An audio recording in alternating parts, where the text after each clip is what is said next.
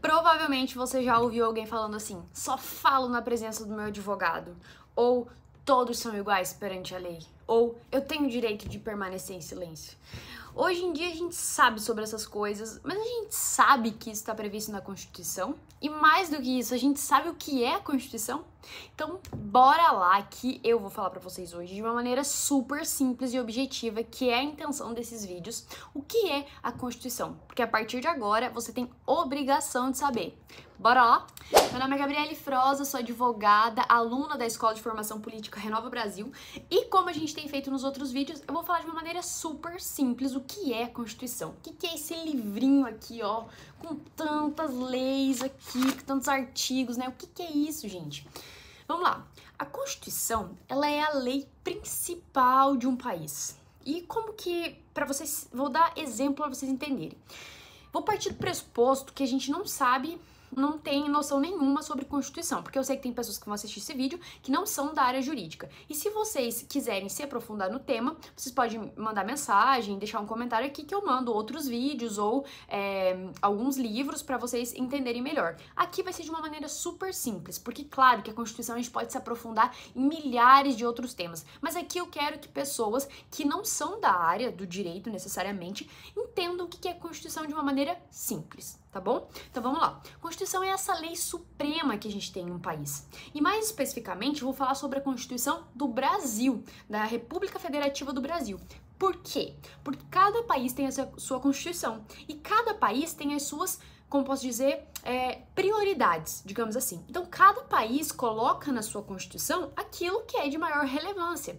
O Brasil, na nossa Constituição, a gente tem muitos direitos que outros países não têm e muitas garantias que em outros países não tem também. Então, o que a gente vai falar especificamente da Constituição do Brasil, que é bem grande, principalmente comparada com outros países. Mas vamos lá, gente. A Constituição, ela normatiza, digamos assim, ela fala e regula como que vão acontecer as outras leis. E essa é uma das funções da Constituição. Então, a gente tem, eu não sei se vocês sabem, vou partir do pressuposto que não. Mas a gente tem o Código de Processo Penal, o Código de Processo Civil, o Código Civil, o Código Penal, o Código de Trânsito. Então, todos esses códigos, todas essas leis, elas são separadas da Constituição. Isso aqui é só a Constituição, é só ela. E aí a gente tem as outras leis. Mas a Constituição, ela está acima delas. Então, a Constituição está aqui e as outras leis vêm depois. E aqui, abrindo parênteses, a gente tem outras classificações aqui das supraconstitucionais, enfim, que eu não vou adentrar esse aqui, porque esse aqui, quem quer saber mais sobre isso vai estudar num vídeo específico, né? Aqui é uma visão mais geral.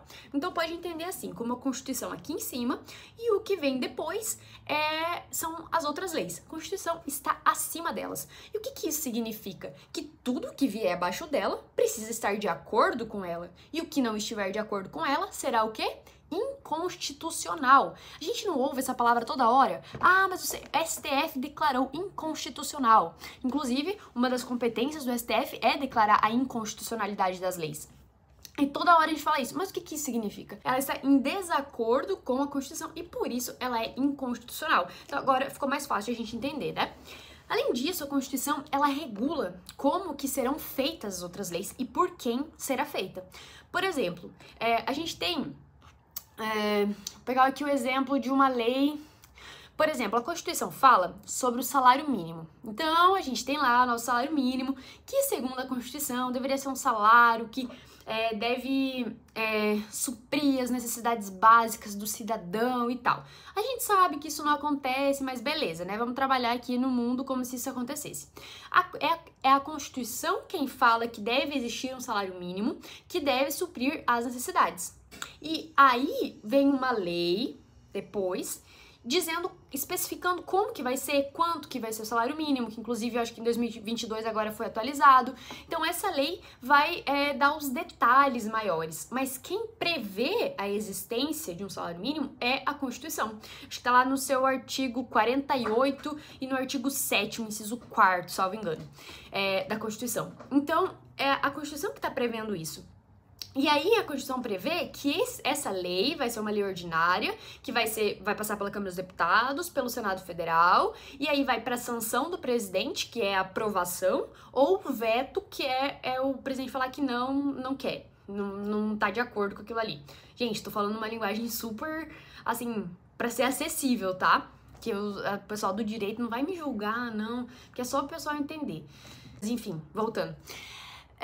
Então, o presidente vai aprovar, vai sancionar ou vai vetar. E se não for feito dessa maneira, que passa lá pela Câmara dos Deputados, passa pelo Senado Federal, essa lei, ela vai ser inconstitucional também. Por quê? Porque a Constituição, além de falar a matéria sobre do que deve tratar, ela também fala como que essa lei deve ser feita. Então a Constituição, ela vem regulando de diversas maneiras. Inclusive, a gente tem um vídeo, ele deve estar, não sei se nesse momento que eu tô gravando ele não tá gravado, mas eu vou gravar ainda sobre isso, como que funciona cada tipo de lei, porque tem diversos tipos de lei e cada uma é feita de um jeito. E se não seguir a norma, a regra de procedimento para cada uma dessas leis, ela vai se tornar inconstitucional. Por quê? Porque não está de acordo com a Constituição, basicamente. Outro tema importantíssimo que a Constituição trata é o quê? A Constituição divide qual é a competência da União. União, quando eu falo, é na esfera federal, né? Porque eu não sei se quem está assistindo entende o que a gente fala quando se refere à União. Estados e municípios. Então, a Constituição, ela divide o que é competência da União, o que vai poder fazer, o que o Estado vai poder fazer e o que o município vai poder fazer. E eu não sei se vocês sabem que os estados, eles também têm Constituição. E elas se chamam Constituições estaduais. A gente tem a Constituição Federal, que é a principal, e a gente tem as Constituições estaduais, que são os próprios estados que fazem. E em âmbito municipal, a gente tem as leis orgânicas. Então, lembrando, o município não tem Constituição, tem lei orgânica. E o estado tem a Constituição estadual.